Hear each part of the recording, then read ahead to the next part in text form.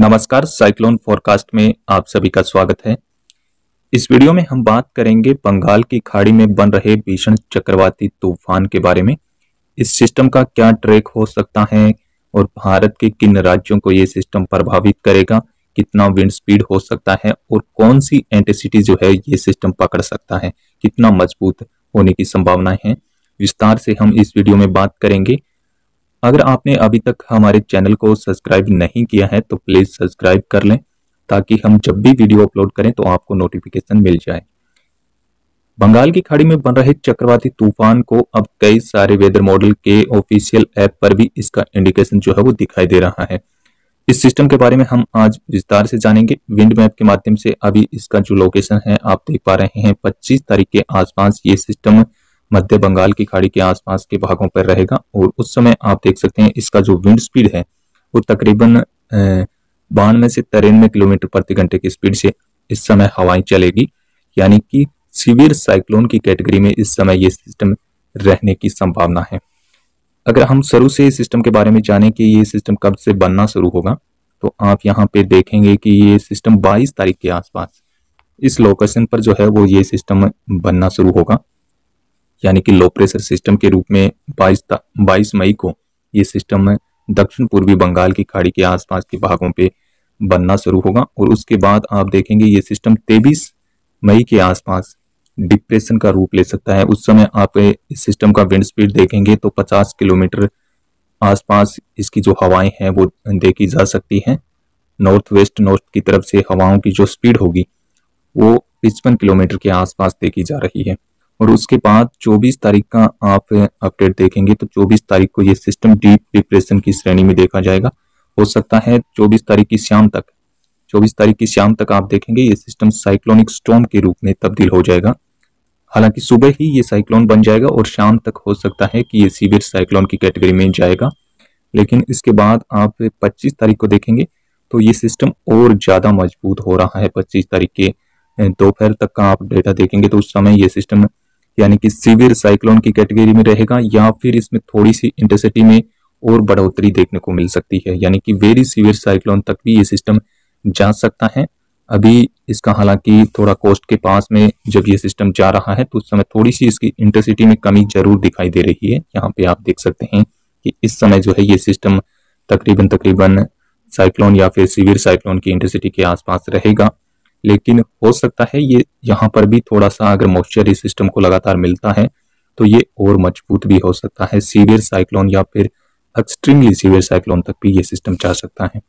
26 तारीख के आसपास आप देखेंगे ये सिस्टम 26 तारीख की शाम को ये सिस्टम लैंडफॉल कर सकता है आंध्रा कोस्ट और इससे सटे हुए उड़ीसा के भाग पर। यहाँ पर इसका जो है वो विशाखापट्टनम और आसपास के भागों में ये सिस्टम कहीं ना कहीं लैंडफॉल करेगा। लेकिन इसका ऑफिशियल अपडेट आएगा तो हम उसके बारे में जरूर आपको अपडेट करेंगे। लेकिन अभी इस सिस्टम का जो लैंडफॉल रीजन है वो यानी कि पश्चिम बंगाल से लेकर के विशाखापट्टनम के बीच में ये सिस्टम कहीं पर भी लैंडफॉल कर सकता है, ऐसी संभावनाएं जो है वो इस समय नजर आ रही है। और इस सिस्टम के प्रभाव से भारत के कौन कौन से राज्य प्रभावित हो सकते हैं तो रेनफॉल मैप के माध्यम से हम इसके बारे में बात करेंगे। यहाँ पे आप देख सकते हैं कि 23 मई के आसपास ये सिस्टम डिप्रेशन या फिर डीप डिप्रेशन की श्रेणी में रहेगा। उस समय मध्य बंगाल की खाड़ी के दक्षिण पूर्वी भागों पर यह सिस्टम रहेगा। इस समय जो है वो 23-24 मई के आसपास अंडमान निकोबार द्वीप समूह के आसपास से भारी से अति भारी बारिश की एक्टिविटी जो है अभी के मुताबिक दिखाई दे रही है। इन भागों में भीषण वर्षा देखने को मिल सकती है। उसके बाद ये सिस्टम जो है वो भारत के कोस्ट की तरफ जैसे जैसे बढ़ेगा तो इसकी इंटेंसिटी में भी बढ़ोतरी देखने को मिल रही है और रेनफॉल भी देख सकते हैं आप। इस सिस्टम के आसपास भारी बारिश की गतिविधियां जो है वो देखने को मिल रही है। 25 तारीख के आसपास जो है वो इस सिस्टम से आंध्र प्रदेश के उत्तरी भागों में उड़ीसा में भारी बारिश, इसका जो सिस्टम का इम्पैक्ट है वो दिखेगा। हालांकि 24 तारीख की शाम से ही कुछ स्थानों में बारिश की गतिविधियां शुरू हो सकती हैं, लेकिन 25 और 26 को ये सिस्टम कई स्थानों पर भारी वर्षा दे सकता है भारत के राज्यों में। 26 तारीख को आप देखेंगे तो विशेष करके पश्चिम बंगाल से लेकर के पश्चिम बंगाल, उड़ीसा, आंध्र प्रदेश के ज्यादातर भागों में, इन तीनों राज्यों में इस सिस्टम के प्रभाव से भारी बारिश होने की संभावनाएं जो है वो नजर आ रही है। और विंड स्पीड जो है वो 60 से लेकर के 75 किलोमीटर के बीच में यहाँ पे विंड स्पीड देखी जा सकती है। और जहाँ पे ये सिस्टम लैंडफॉल करेगा उन एरियाज में यानी कि 80 से 100 किलोमीटर प्रति घंटे की स्पीड से अभी का इंडिकेशन है कि यहाँ पे हवाएं चल सकती है। लेकिन इसकी इंटेंसिटी में अगर बढ़ोतरी होती है तो विंड स्पीड भी यहाँ पे बढ़ने की संभावना रहेगी। 100 किलोमीटर से ऊपर भी विंड स्पीड देखा जा सकता है। तो लगभग ये साइक्लोन जो है वो बंगाल की खाड़ी में बनना है वो निश्चित हो चुका है। लगभग सारे वेदर मॉडल्स इसको दिखा रहे हैं। हालांकि ECMWF अभी भी इस सिस्टम को जो है वो म्यांमार कोस्ट की तरफ लेके जा रहा है और साइक्लोन के आसपास जो है वो इसकी इंटेंसिटी दिखा रहा है, डिप्रेशन से लेकर के साइक्लोन के बीच में। लेकिन हमें लग रहा है कि अगले 2 दिनों में ECMWF के मॉडल में भी इसका जो इंडिकेशन है वो भारतीय कोस्ट की तरफ हो सकता है। लेकिन हम अगर ऐसा होगा तो हम आपको जरूर अपडेट करेंगे।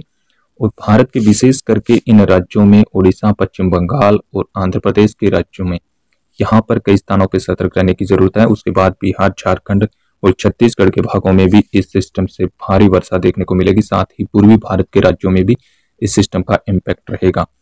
और इस सिस्टम के प्रभाव से मध्य प्रदेश और उत्तर प्रदेश के साथ साथ महाराष्ट्र के भागों में भी बारिश होने की संभावना जो है वो दिखाई दे रही है। लेकिन इस पर हम जो है वो आगे आपको लगातार अपडेट करते रहेंगे कौन से रीजन में इस सिस्टम का सबसे ज्यादा इम्पैक्ट होगा। तो फिलहाल अभी इस वीडियो में इतना ही। आप जुड़े रहिए हमारे YouTube चैनल के साथ। धन्यवाद, नमस्कार।